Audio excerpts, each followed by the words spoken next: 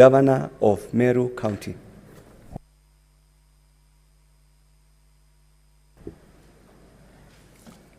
The Honorable Kawira Mwangaza, Governor of Meru County, please take the stand.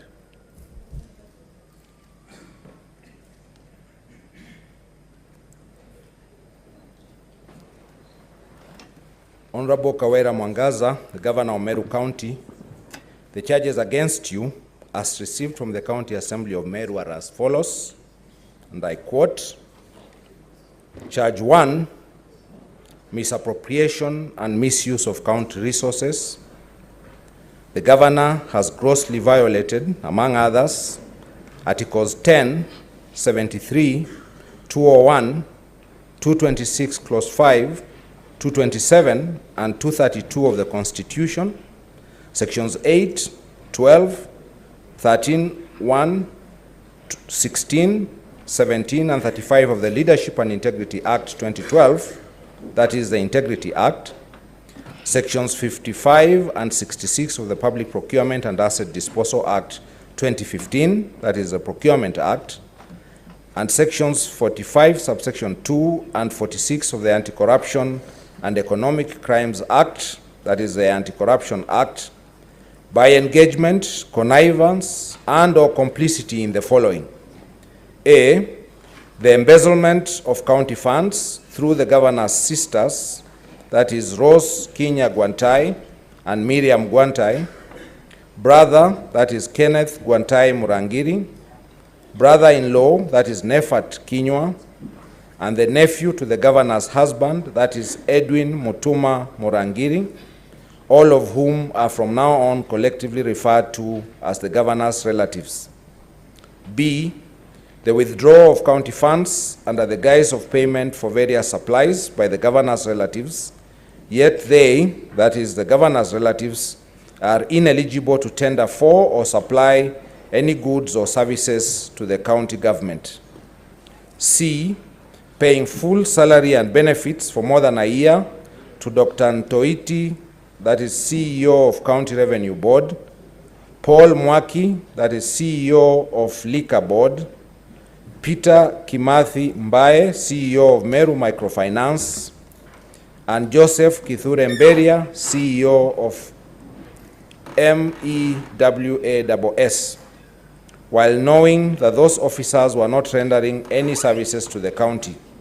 And D, the diversion and misuse of county resources, including funds and motor vehicles, to run the Governor's private charity, dubbed Okolea, despite a previous promise to the Senate in the previous impeachment proceedings to refrain from conflating official county operations and Okolea operations.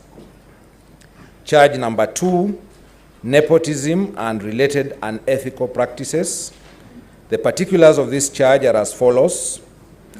The Governor has grossly violated, among others, 1, Articles 10, 232, 235, and 236 of the Constitution, 2, Sections 12, 17, and 24 of the Public Officer Ethics Act 2003, 3, Sections 13(1)(b), F, 13(1)(b) and F, Section 16 and 24 of the Leadership and Integrity Act 2012, and 4, Sections 55, 59, 59A, 60, 62, 63, 64, and 65 of the County Governments Act 2012, that is the County Governments Act, by engagement, connivance, and/or complicity in the following: A, fraudulently misrepresenting the Governor's relatives as a technical team for purposes of travel to China to inspect and certify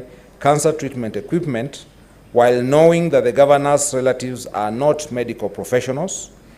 B, employing Edwin Mutuma Murangiri, who is a nephew to the Governor's husband, as the CEO of Meru Youth Service, MYS, and the acting chief officer of the Department of Finance.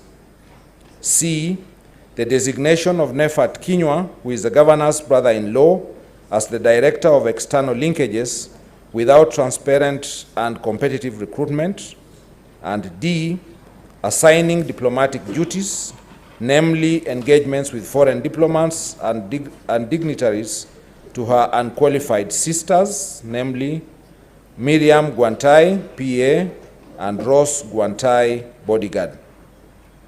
Charge number 3, bullying, vilification, and demeaning other leaders. The particulars of this charge are as follows. The governor has grossly violated, among others, 1. Articles 10, 19, 2, 28, 73, 75, and 179 of the Constitution. 2. Sections 9B, 19, and 24 of the Public Officer Ethics Act. 3. Sections 29 and 34 of the Leadership and Integrity Act. And 4. Sections 30, subsection 2 and 3C and D of the County Governments Act, by engagement, connivance, and/or complicity in, among others, the following: A. Exclusion of the Deputy Governor from County Executive Committee meetings and other official functions. B. Bullying, undermining, and posting insulting and demeaning messages about the Deputy Governor in a WhatsApp group styled Third Government 012, whose membership includes several officers who are subordinate to the Deputy Governor. C. Encouraging and condoning insubordination and the making of insulting and demeaning public utterances by subordinate staff against the Deputy Governor and other elected leaders. D. Bullying, undermining, and posting insulting and demeaning messages about the Deputy Governor in a WhatsApp group styled County Admin Services, whose membership includes several officers who are subordinate to the Deputy Governor. E. Encouraging and condoning the removal of the Deputy Governor by junior officers from official county WhatsApp communication forums. F. Arbitrary suspension, dismissal, withdrawal, and frustration of the staff of the Deputy Governor. E. Illegally, irregularly, and fraudulently hounding the Deputy Governor's staff out of office by purporting to accept their non-existent resignations. H. Deputy Governor's office. K. Changing the locks of the Deputy Governor's office. L. Arbitrary relocation of the Deputy Governor's office. M. Arbitrary withdrawal of security from the Deputy Governor's residences. N. Persistently making demeaning public utterances against other elected leaders, despite the same issue featuring prominently in previous impeachment proceedings. Or making insightful, insulting, and demeaning remarks against other leaders by falsely accusing them of cartelism at a presidential Thanksgiving service held in Lare, despite this issue arising in previous impeachment proceedings. And P. Encouraging, conniving, and condoning her husband's insulting and demeaning public utterances and musical performances against other elected leaders, despite this issue featuring in previous impeachment proceedings. Charge number 4, illegal appointments and usurpation of statutory powers. The particulars of this charge are as follows. The governor has grossly violated, among others, 1. Articles 10, 41, 201, 232, 235, and 236 of the Constitution. 2. Section 17 of the Public Officer Ethics Act. 3. Sections 45, 55, 59, 59A, 60, 62, 63, 64, and 65 of the County Governments Act. 4. Section 4 of the Public Appointments, County Assemblies Approval Act 2017. 5. Section 34, subsection 3 of the Public Service Commission Act 2017. 6. Section 9, subsection 2 of the Meru County Revenue Board Act 2014. 7. Section 4, subsection 2 of the Meru County Alcoholic Drinks Control Act 2014. 8. Section 11, subsection 2 of the Meru County Microfinance Corporation Act 2014. And 9. Section 18, subsection 2 of the Meru County Water and Sanitation Services Act 2014, by engagement, connivance, and/or complicity in, among others, the following: A. appointing Kenneth Mwiti Riungu as a chief officer without county assembly approval.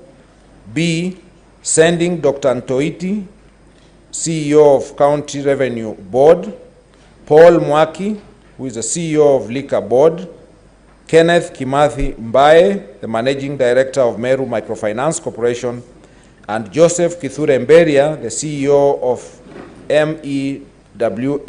MEWASS, on indefinite compulsory leave with full salary and benefits in the usurpation of the powers of the appointing authorities under the relevant Meru County laws. C, deploying other persons in breach of a court order to perform the functions of the persons alluded to in subparagraph C above. D, appointing unqualified persons, namely Edwin Mutuma Morangiri, Kenneth Mwiti Riungu, and Gitobu Nkanata, as acting chief officers without the requisite competitive recruitment and recommendation of the County Public Service Board. E, disregarding the criteria for the establishment of offices within the County Public Service by recruiting traffic marshals without the involvement of the County Public Service Board. F, usurping the powers of the County Public Service Board by creating offices of the traffic marshals, which is the sole preserve of the County Public Service Board. G, employing a bloated workforce, more than 100 personal staff in the office of the governor. H, irregularly designating and paying various cleaners as senior support staff while having 16 support staff. And I, appointing the following persons to hold county offices in an acting capacity for more than 6 months. 1, Monica Kagwima, Chief Officer Youth.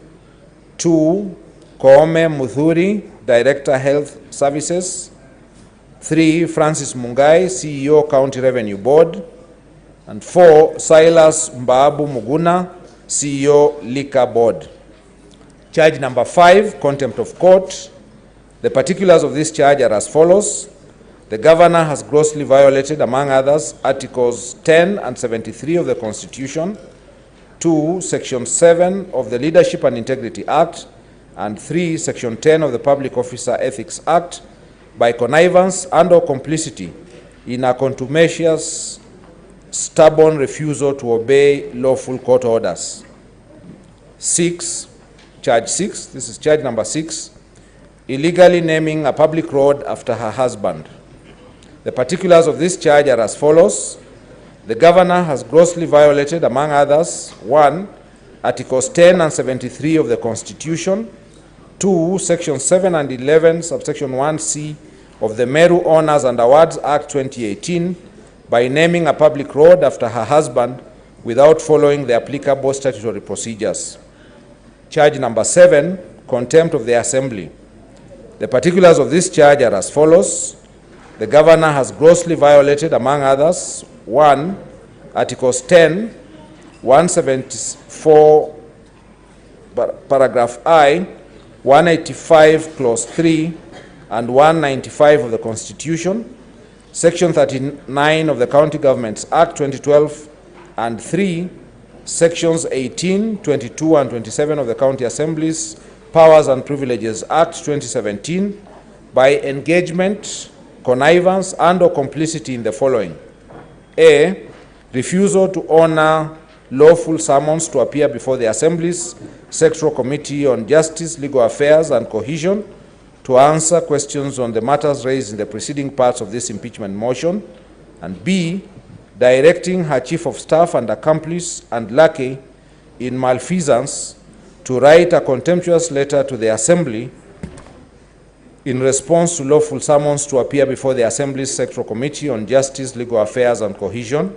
And C, in the refusal by her CECM, Finance, and County Secretary to furnish documents to the Assembly on the frivolous grounds that 1, an inchoate audit process was underway, and 2, the matters raised by the Assembly were sub judice, the latter frivolous ground being also disingenuous and contrived when viewed against the fact that the governor has already been convicted of contempt of court. The Honorable Kawira Mwangaza, how do you plead to the 7 charges? Guilty or not guilty? Not guilty. Thank you. You may proceed to take your seat, Honorable Governor. Next is the opening statement on behalf of the County Assembly. Council, you have exactly 30 minutes. Anything said after 30 minutes will be off record and may not be useful to your client.